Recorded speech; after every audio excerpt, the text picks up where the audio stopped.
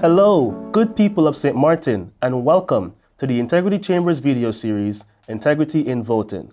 I'm your host, Kevin James, and today we're going to discuss the role of the Central Voting Bureau in the electoral process.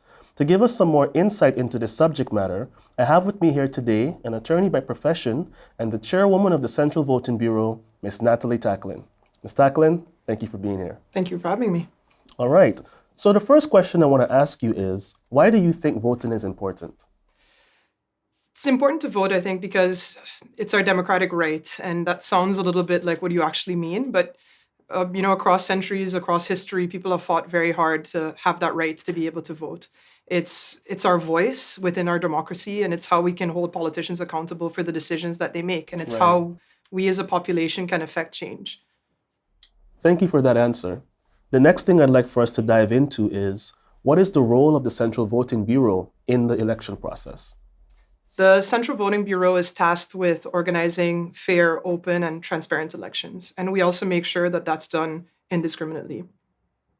The Ministry of General Affairs is tasked with organizing elections, and we ensure that this takes place in accordance with the Constitution and with our electoral ordinance. Okay. So how does the Central Voting Bureau safeguard the integrity of the election process?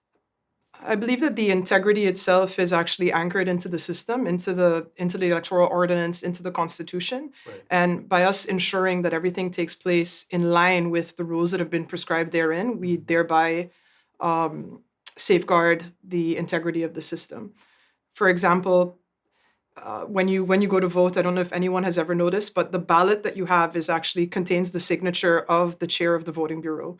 And that's to show that every ballot is authentic and original. So somebody can't go home and Xerox, the ballot and then come back and add a different vote. So in that sense, you prevent fraud from happening to the ballots. And if there's no signature on there in the right place, then of course that ballot is not valid. Very interesting. Thank you for that information. And so the last question I'd like to ask you is now more towards the responsibility of the citizens, whereby, in your opinion, what steps can citizens take to ensure that they are voting with integrity? I think that's a good question. I think it's important, though, to split it perhaps into two sections. I think one, of course, is, talking about citizens, and the other element of talking about integrity.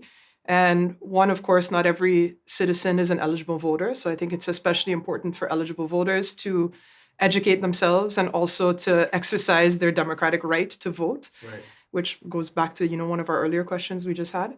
And of course, I think it's important in that sense to ensure that you vote your conscience. So we'll take away the integrity for a second, but of course, just purely voting your conscience and educating yourself and making sure that you understand the person that you're voting for. So I would encourage our eligible voters to read the party's manifestos in as far as they are out there. And if you find a party that aligns with your views, then from there kind of look into which candidates on that list do you think will best, speak on your behalf, will best champion the causes that mean something for you. And, besides that, I think it's time for us as a country perhaps to step away from our traditional ways of doing things where it's very much more of a popularity contest, or that we're voting for people out of this need that we feel like that there are an obligation to vote for somebody because it's a family member or because it's a friend of your family member or something along those lines, instead of really looking at how does that person show up for me, or how does that person represent what I want to see in society. So I would say that, also as an eligible voter, to think for yourself for a minute about what are the things that really are important to you and what are the changes that you want to see in St. Martin. And from there out, kind of work your way to looking for the candidate that you think best, kind of checks off all those boxes. And, aside from that, we talk about integrity, and, every election, we kind of run into the hot topic of, people selling their votes. And I think that that's, something that people need to ask themselves in terms of if that's something that they want to do. But I also caution them to think about the ripple effect of what it means, when you do something like that. Right. And again, that democratic right that you have to affect change within society, are you still achieving or affecting that change by, selling your vote? And, I think that that's the thing that people need to ask themselves in terms of whether, that's the type of society that they want to live in, or is it the society where was it really worth, however much you sold that vote for, to the life that or the society that you have to live in the 4 years subsequent when that government is ruling, for example. Well, Ms. Tackling, thank you so much for taking the time to be with us here today. My pleasure. Thanks for having me.